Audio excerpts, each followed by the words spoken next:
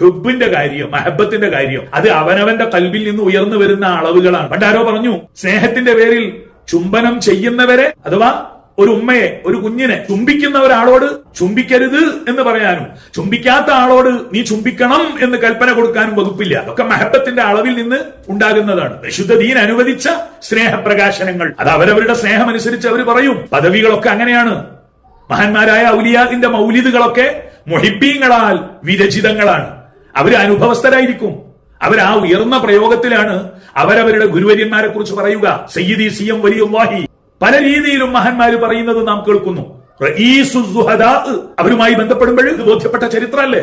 ഖുതുബുൽ ആലമി എന്ന പ്രയോഗം പല മഹാന്മാരും മഹാനവറുകളിൽ നിന്ന് കേട്ടതായും അല്ലാതെയും അങ്ങനെ മനസ്സിലാക്കിയിട്ടുണ്ടെങ്കിൽ നമ്മൾ അതിനാണോ ഇവിടെ വ്യാകരണം പറഞ്ഞുകൊണ്ട് തർക്കിക്കുന്നത്? എന്തിന്റെ കുഴപ്പമാണ് നമുക്ക് സംഭവിച്ചു പോയത്? കയ്യിരിപ്പിന്റെ കാരണമാണിതൊക്കെ.